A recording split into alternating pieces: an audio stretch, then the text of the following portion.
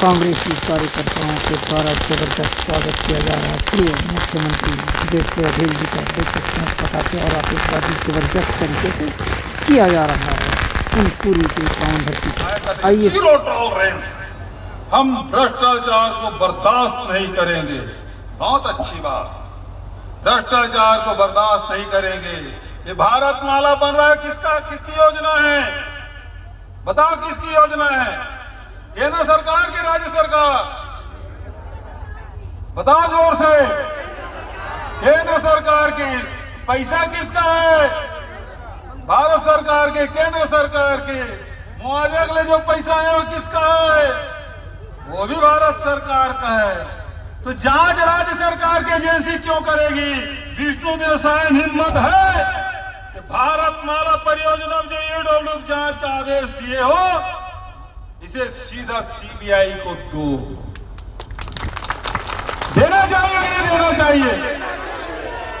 विष्णुदेव ने स्वीकार कर लिया कि भ्रष्टाचार हुआ है, भारत माला परियोजना में हुआ है, साय हुआ है।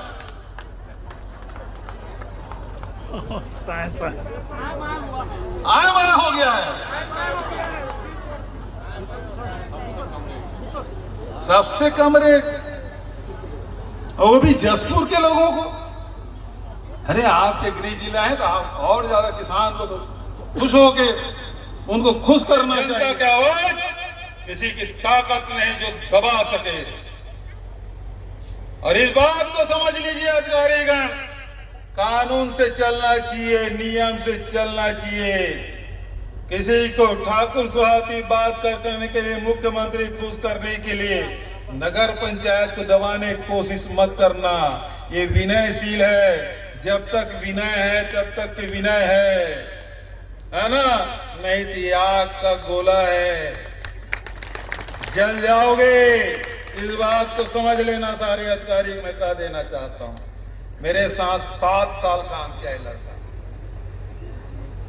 7 साल पूरे प्रदेश में घूम घूम के प्रशिक्षण का कार्यक्रम, पार्टी संगठन का कार्यक्रम, प्रदेश में ही, देश में, यूपी में, आसाम में, हिमाचल में, सब जगह मेरे साथ गए। लेकिन मां की आवाज में बड़ी ताकत होती। हम लोग तो संगठन से काम ले रहे थे, लेकिन मां की इच्छा थी कि बेटा मेरे पास रहे, और इसलिए उसकी जो आवाज है ऊपर वाले ने सुन ली और पूनपुरी की जनता ने सुन ली। और यूडी आया और मुझे कहे कि यूनिसेल को अब हमको दे दो। सारे लोग बोले विनयशील ही लड़ेगा चुनाव, और वो मां की आवाज की ताकत है। हम लोग बोलते रहे कि बेटा मेरे भाई पास भेज दो, पार्टी काम कर रहा, मेरे भी साथ में रहे। लेकिन जनता ने फैसला दे दिया, मां और बेटा एक साथ रहेंगे। अब तो बहुरिया भी खोजने की जिम्मेदारी आप सबकी है। खोजेंगे? चलिए श्यामा बहन, आप अकेले नहीं बहू खोजने में, सब लोग लगेंगे। तब फिर तो बारात धूमधाम से करेंगे, शादी भी धूमधाम से करेंगे, सब लोग बारात में शामिल होंगे, है ना? तो बहुत ज्यादा और न करते हुए जो विकास के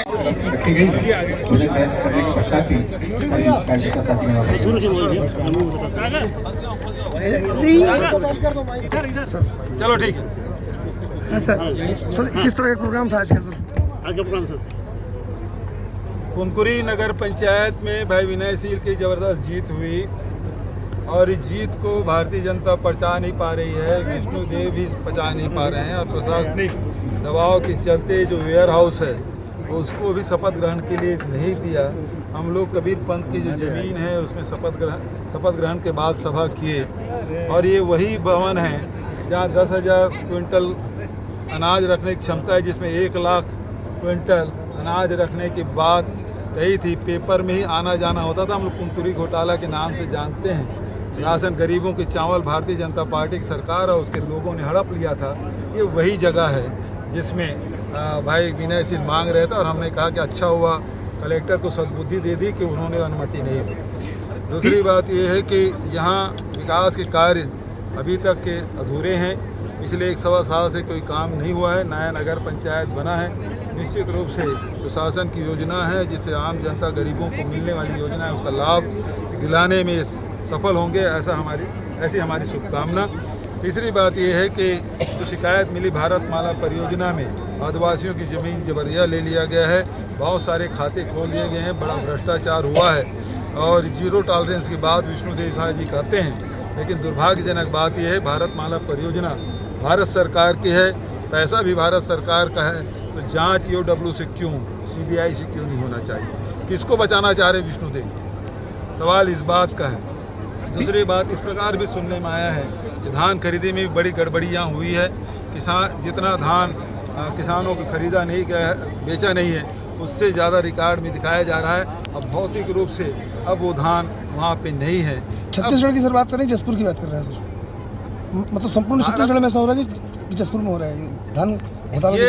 ये शिकायत बस्तर में भी सुनाई दिया था और ये शिकायत जसपुर में भी सुनाई दिया है, तो उत्तर और दक्षिण दोनों जगह सुनाई दे रहा है। बघेल जी, पिछले बार आप आए थे तो आपके घर ईडी पहुंचा था, इस पर फिर कुनकुनी आए हैं, क्या लग रहा है इस पर? नहीं, मैं तो पंजाब का प्रभारी बना, इस कहाँ से ईडी मेरे घर पहुंची थी। कुनकुनी का कोई प्रभाव तो नहीं है ना? कुनकुनी का प्रभाव तो बहुत है। देखिए ईडी को लेके बोला, ईडी विष्णुदेव ने कहा ये हमारा हाथ नहीं है, ये उन्होंने कहा है, तो ये तो डरी हुई है। सिटी कांड में जिस प्रकार से मुझे डिस्चार्ज किया गया 7 साल बाद, उससे भारतीय जनता पार्टी बेहद बदलाई।